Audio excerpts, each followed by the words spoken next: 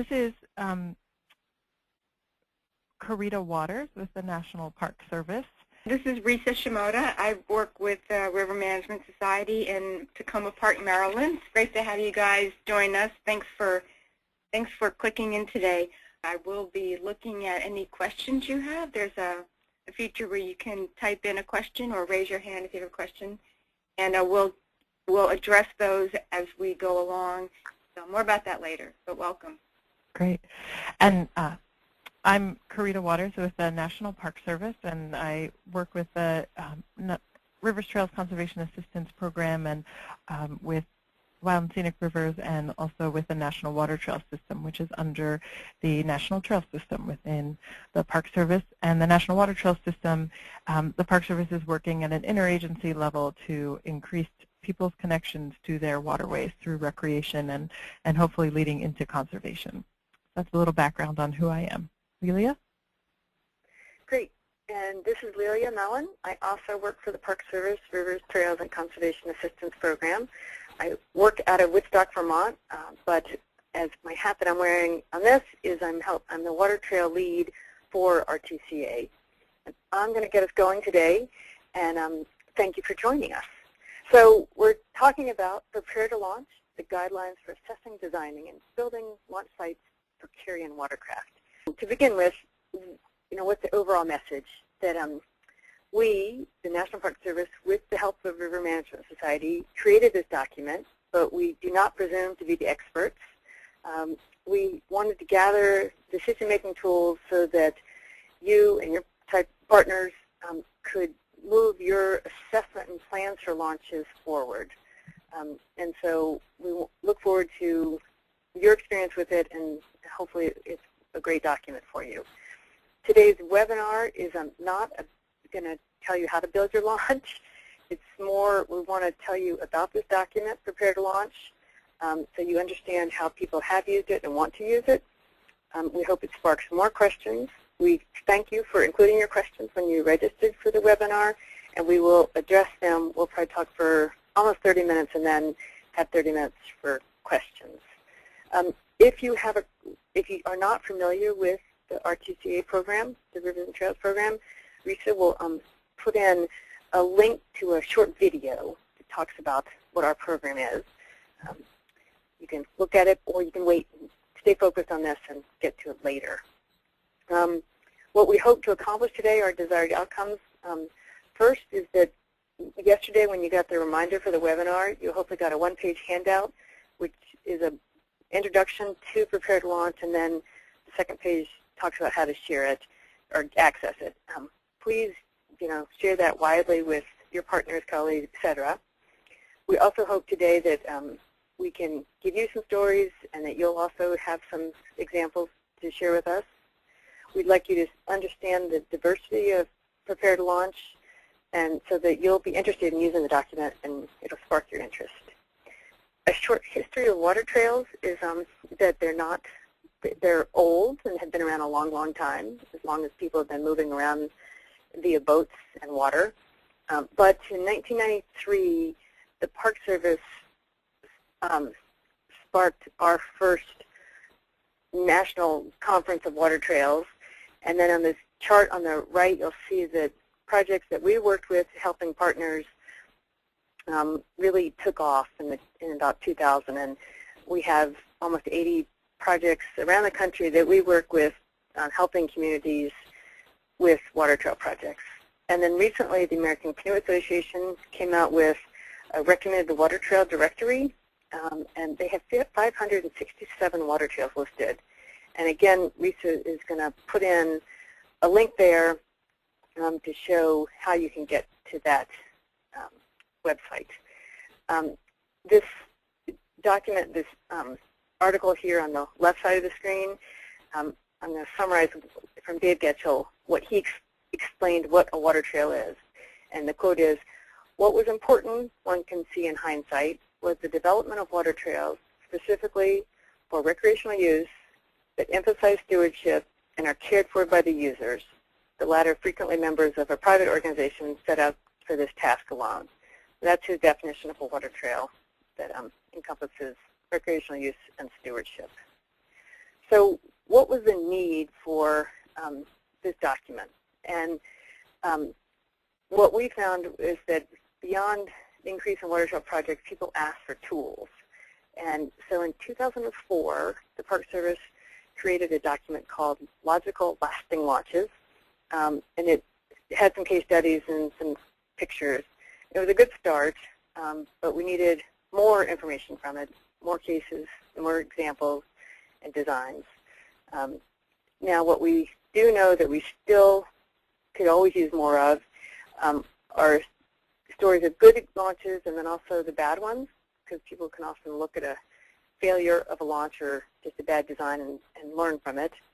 We also would like more examples of good low-cost, low-impact launches, and then the opposite end of the spectrum, the highly urbanized waterfronts that could use, it did take a lot of infrastructure. So what we're trying to answer today is who the audience for Prepare to Launch is, what we've included in it and what not, and mostly what we've not included. It's not a terribly technical document, so just so you know that. Then if you were familiar with Logical Lasting Launches, we'll show you the new features, show you how this document's organized, maybe get into a little bit what's missing and the gaps to fill, what resources might be missing, and we can talk about what funding might be available for launches. And then we'd love your feedback of who else we can share this document with. So why we created this guide and who's it serving? We wanted it to go for trail planners, Parks and Rec folks, and then the users, so that they can look at their launches. And we've got these 4 bullets that organize how the document structured. We wanted you to understand your launch locations by addressing shoreline characteristics, giving you tips on the most appropriate path towards your launch design and construction. Then the second is addressing users' needs, so you can help assess and understand who wants to use the launch, what kind of watercraft they're using, as well as how much traffic is going to be seen at the site, and get into accessibility needs. And the third is understanding launch design, so you can share your designs with contractors or engineers who are going to actually build the launch, and you can all be on the same page. And fourth is promoting your launch project by offering you tips to help make decisions about what's appropriate, and then also to give you examples so when you try to go to your community, you can gain their support and maybe even start fundraising.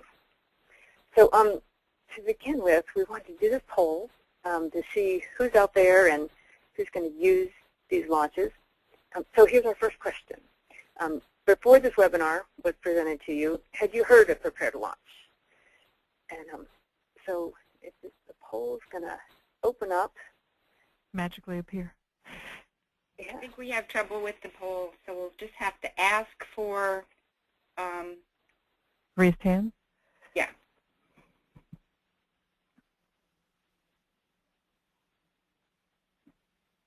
Okay. And then I think everyone has heard about it. okay. Great. Okay. And then our second question is, have you used it? Have you used this document? And again, I guess we'll just do a show of hands. Yeah. Put down your hand if you. Oh, maybe that's how it works. As a presenter, I can't see who's raising their hand, so it's Reese's job as a moderator. We have about over half, a little over half. Okay. Great. Oh, super. So hopefully that'll be helpful. Thanks for chiming in here. So my last little piece before we really delve into the document is how do we prepare to launch? How do we develop this thing? As I said earlier, the Park Service began this, taking our 2004 document and revising it, and we worked with River Management Society. They hired an intern, and we started asking for examples, designs, pictures, etc. Took all that, collated it, sent it out for review to see if it was meeting their needs. We massaged that, sent it back out. We try to get feedback from all these different people who were super valuable in creating this. We asked experts, make sure we were getting our information correct. And lastly, we hired a terrific graphics firm that hopefully made this a nice-looking document. We were happy with it. And basically, we want to, it's a living document that's going to work for you. So feedback you want to give us at the end of today would be super, but we just really, hopefully it's a good document that's accurate.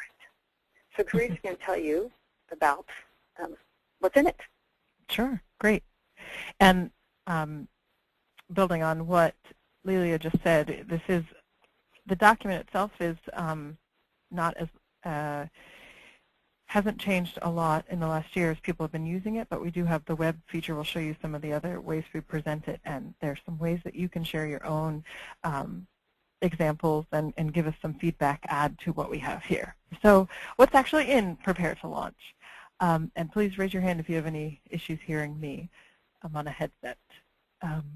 So for those of you who've seen Prepare to Launch, I'm not sure everyone's looked through every single page, so hopefully we'll be able to show you some of the pages so you can go and dive in a little more deeply. This is sort of a broad brush of what's here. We have 3 basic chapters.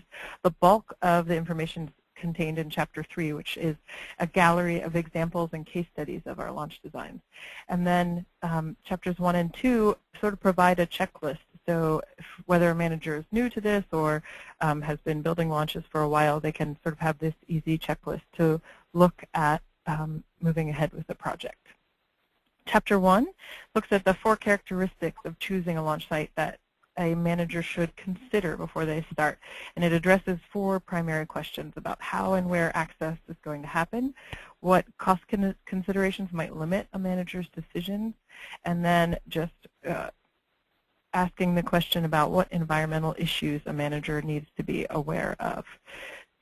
So we wanted some language that was readable for everyone, and in this section we broke it down into 4 basic topics. The first is user accessibility, and this is particularly looking at people with disabilities, but also just being considerate of mobility. You know, a lot of our demographics of paddlers are vary in age, and whether someone has a quote-unquote disability or just has some mobility issues, we wanted designers and managers to be aware of this.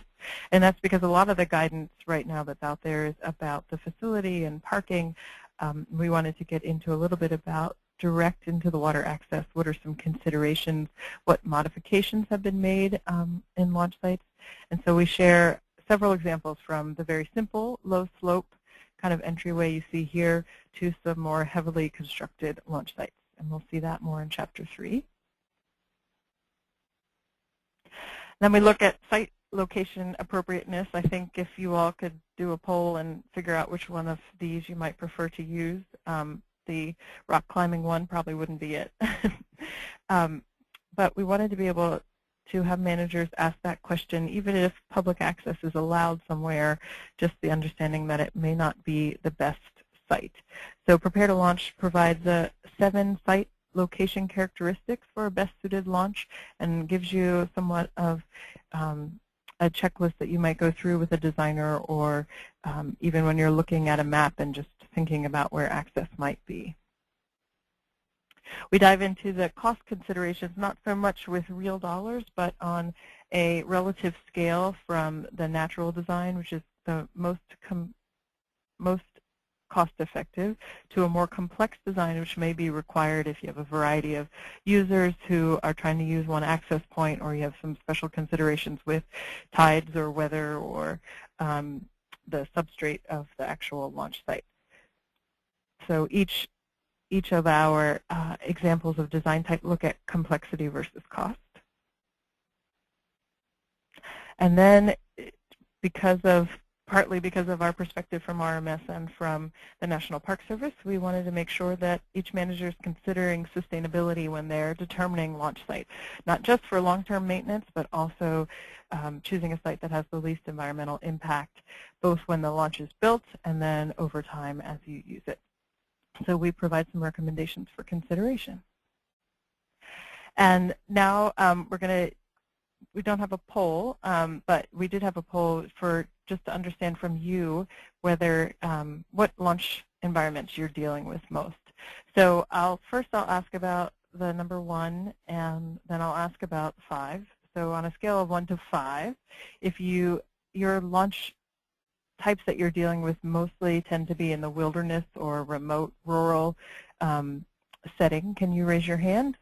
And Risa can do a count.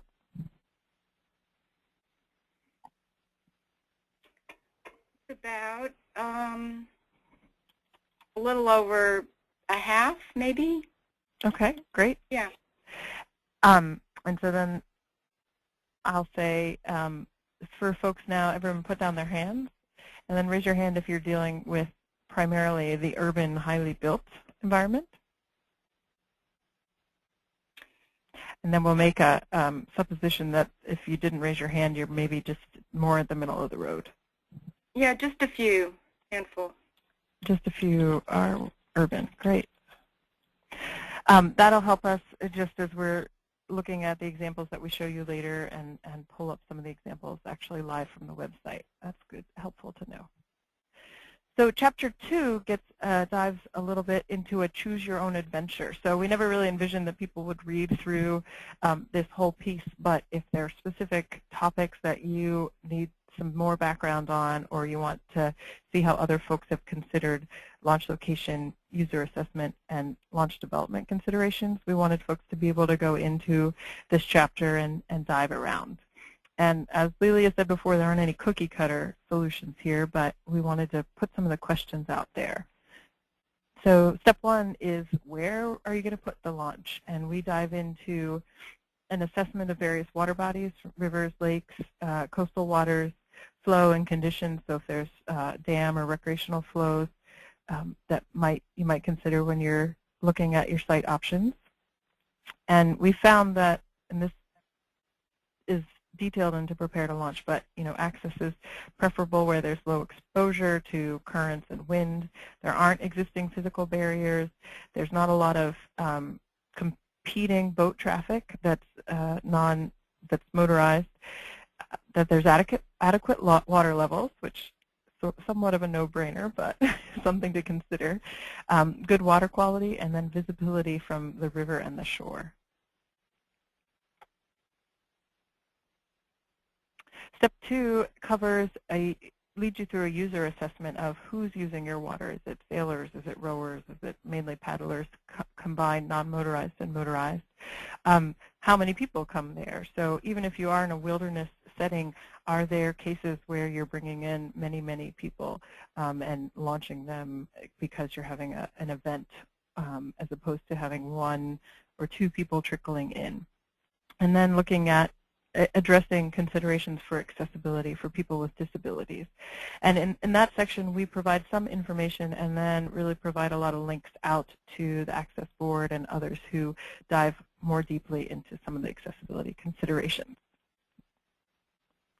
And then step 3 is where we address some of those common hurdles and roadblocks that a lot of our case studies faced as they were putting in their launch guide. But the pre-planning phase, before you leap, don't forget about the permitting from the environmental side and just the general permitting, figuring out where you find funding, and we have some examples of different funding sources, and then the professional resources, how you might connect with designers or find resources like the Land and Water Conservation Fund or State's Organization for Boating Access, I know provides some information about launch considerations.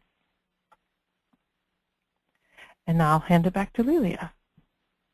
Great. And so I'll just go briefly to Chapter 3, which when you're looking at the document in PowerPoint, there's 246 slides, and this chapter alone has 115 of those.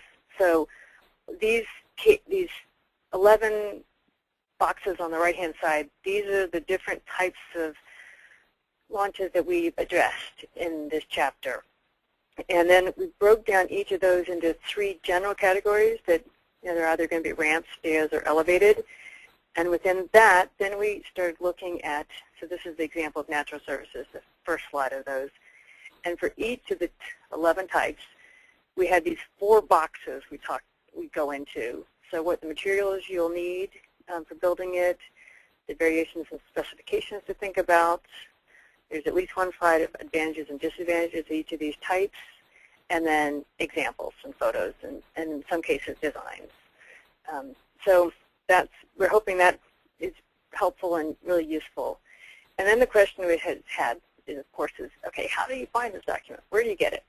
Well, you can have a PDF of it, like that we've just taken many of these slides from, and that's great for making presentations and stuff. All of it is on the web, and that's where you do find it. It's been put on the River Management Society website because that's far easier than trying to deal with the Park Service.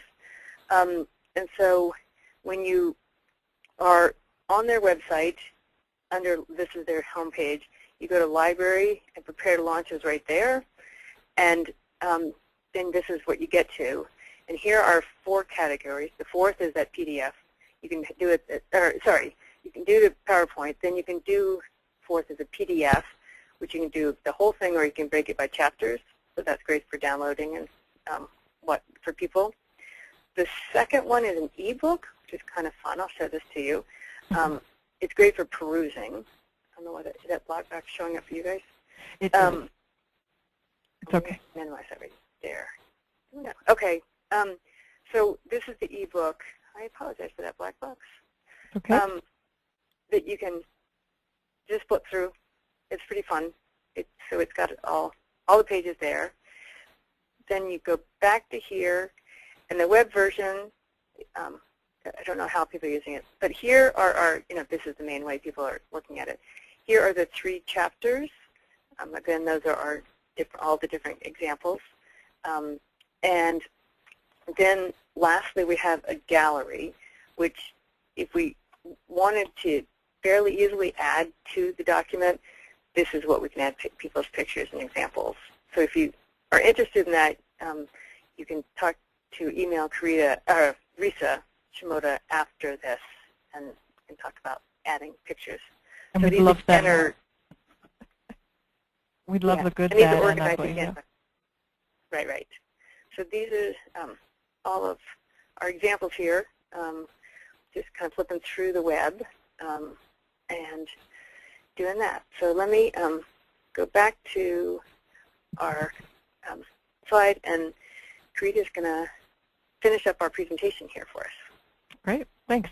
So right now we'd like to move to 2 sort of sections of question and answer. And the first one's just about Prepare to Launch. I'm really glad several of you have at least seen the document. Some of you have just been exposed to it now, but we want to kind of ask about the document itself and get a little feedback since this is a work in progress, or at least could be changeable.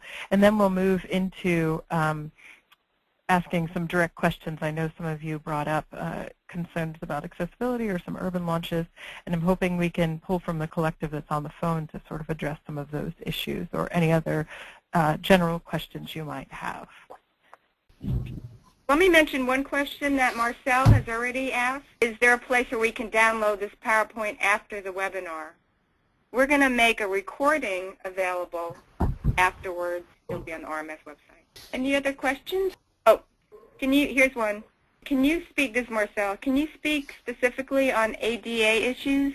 Lelia, you and I can go back and forth here, but that we were asked about ADA issues and accessibility issues. Yeah, this is more than just accessibility, I'll say.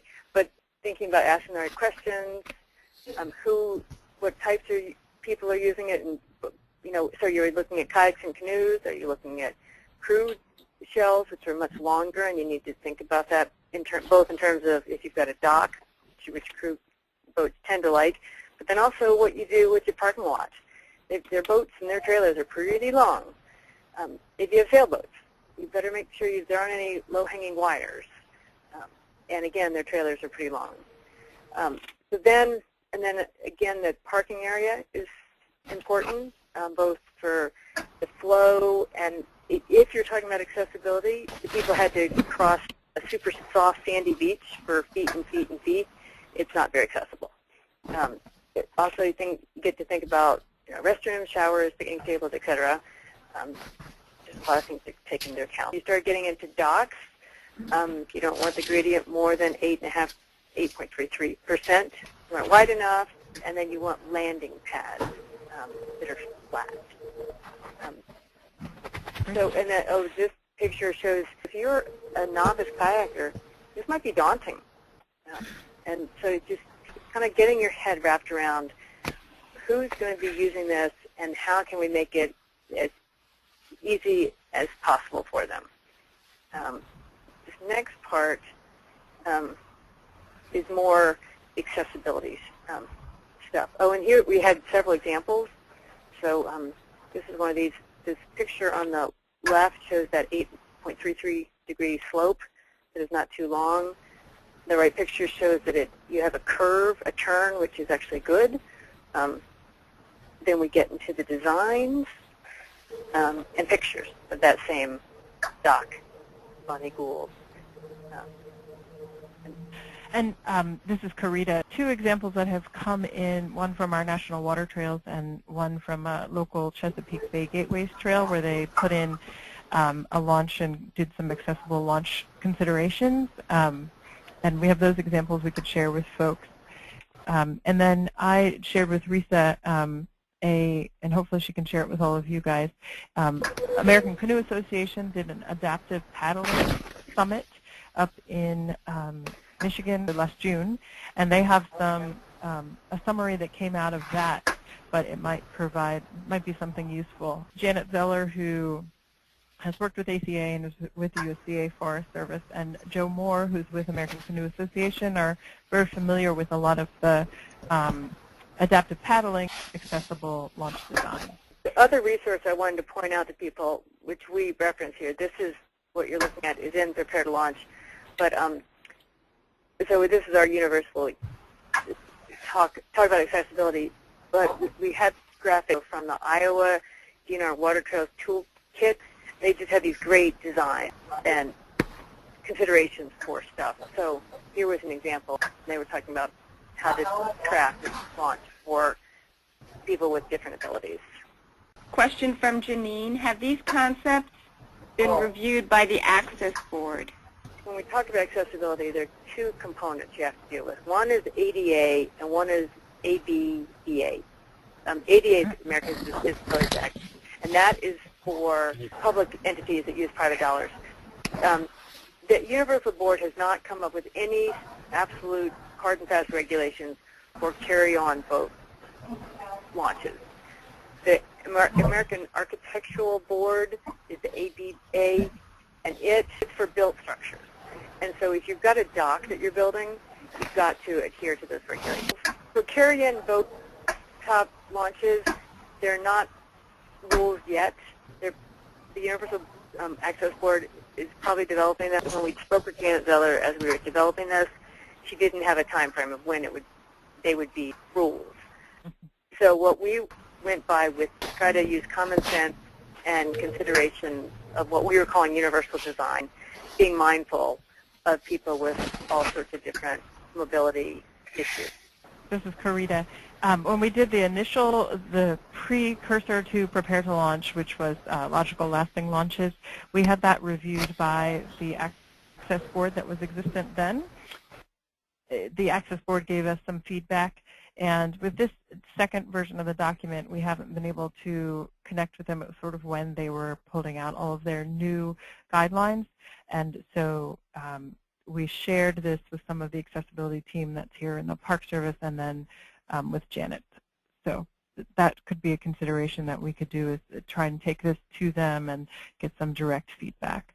And I would say I think American Canoe Association has some good guidance on this as well. Thanks for the question, Janine.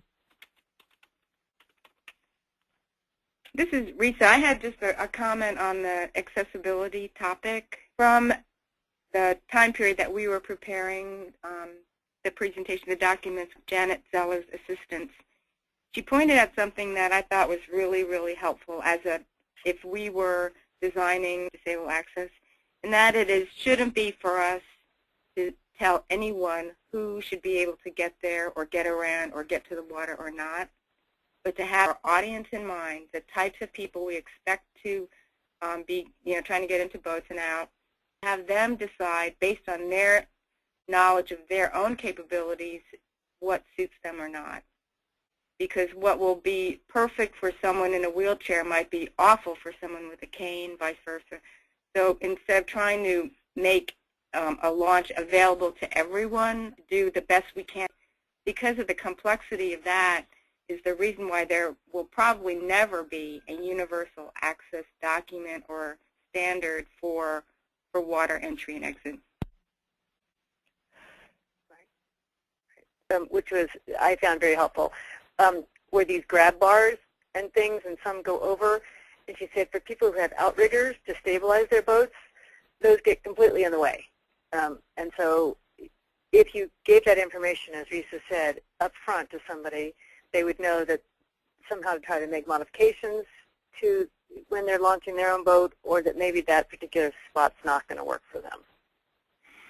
And I know American Canoe and Joe Moore's presentation that he did also talks about in wilderness areas. I know a lot of you have some wilderness launches, some program modifications that have been made, but like putting in a stable surface, something that could be rolled out essentially to be able to allow access for chairs, wheelchairs, or and some of our National Water Trails have provide information about the launch site on their website or in their materials, so people can understand what's there at the site, what the slope is actually, what providing their written materials in several different ways so it can be accessible for people with sight impairments, etc. So it's a great question, and I think one that we could use more examples of where it's well done. Yeah, a couple more questions. This is from Alan. Is there any info on cost estimates, and also do we have recommended contractors? So I'll answer the second one first while Lelia finds our cost info. We did not make a list of recommended contractors. In the first version of Logical Lasting Launches, we had some contractors that were out there. Obviously, we can't endorse contractors, but we do have some examples of people who, some of the examples that are provided in Prepare to Launch who actually did that work, and some of those are included at the end. But definitely a follow-up conversation. We could connect you with people who've done the work. Okay. So our cost, because the minute you write down a dollar figure, it's going to be out of date, just with changing economies. So this is what we did, is just this sort of general scale, which is sort of intuitive, right? I mean, if you get to have a nice beach, it's going to cost very little versus some major investment. Here, this is another example, or I think this is the Whitewater Park in downtown Denver, and it was a major reconstruction of the river and made for this fabulous playboat area. So I'm sure that was exceedingly expensive. So we didn't, it's just a general thing. But going back to your other question, like Karita said, we didn't give examples of contractors, but when you're looking at here, we did branch out.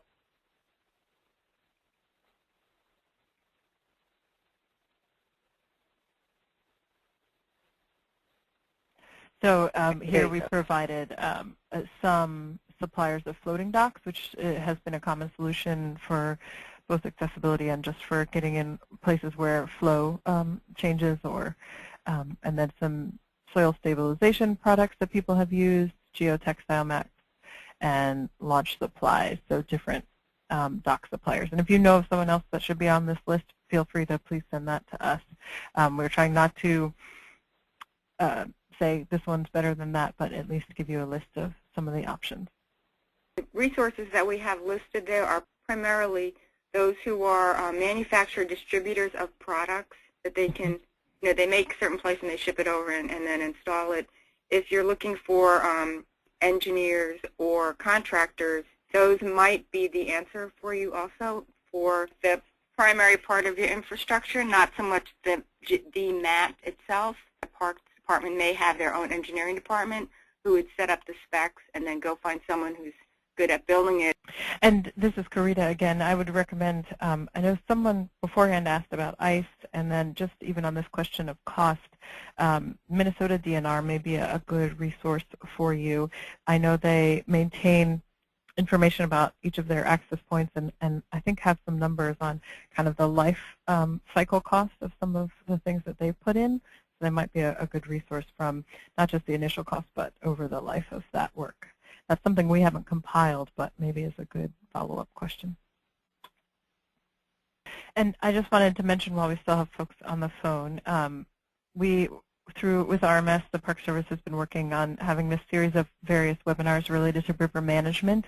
And for folks who are interested in water trails, the American Rivers is doing a webinar next Tuesday on partnerships and water trail organizations. And then American Trails is doing a webinar in January about water trail ambassador and stewardship programs. So getting river stewards out on the water. Just to give you guys a heads up on those, and if you need more information, feel free to be in touch. How would they get in touch with you, Karita, to do that? Best is probably by email, and I can put that in the chat box, I guess. Karita_waters@nps.gov.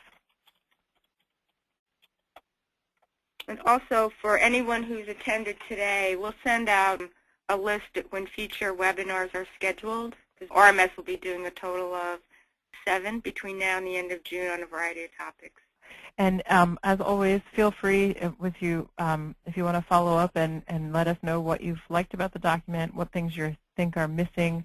If there's someone else you think we should be sharing it with, we're hoping to do some presentations at the Society for Outdoor Recreation Professionals and perhaps with Society for Organization for Boating Access and others. So we'd love to get that feedback from you.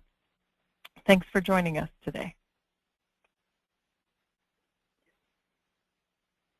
We can stick around for some more questions. I see one more question, but because we're a little bit early. You guys mind? I don't mind. No, not at all. We have one more question from Liz. Has there been any review with the Wild and Scenic Rivers Act in mind so that river managers may know what approaches are best on wild and scenic rivers? Not to my knowledge, but that is a good question for follow-up. Well, you know? Yeah, we haven't really in this document, but I think that if you're going to build anything, then RMS has done several webinars on Section 7 evaluations, which is, building something within the bed and banks of a wild and scenic river or adjacent to. And so we're going to do another one in January. So that'll be fully addressed. We could certainly link to it on the Prepare to Launch page. That's a good idea. Mm-hmm. One more question. Let's see. What is the partnership webinar you mentioned next week? Where would I look for that? And that, I'd be happy to share it with people if people email me, but since we have you on the phone real quick, I'll tell you. If you go to bluetrailsguide.org, which is the website of the American Rivers, right away you get a pop-up that says Community Partnership Webinar, and it asks you to RSVP. And so, again, that's bluetrailsguide.org, BLUETRAILSGUIDE. That's probably the simplest way, but if you have trouble with that, feel free to email me. It's a free webinar. And the other one is American Trails, and you can find it on American Trails site. That one has a cost. So one thing, as you're signing off, I think you'll get a poll, an evaluation of how this webinar was. That go to us, not to go to webinar, just to see how we did and if this is useful for you. Great. Great. Thank you. Thanks, everybody. Have a great day. Thank you. Bye. Bye.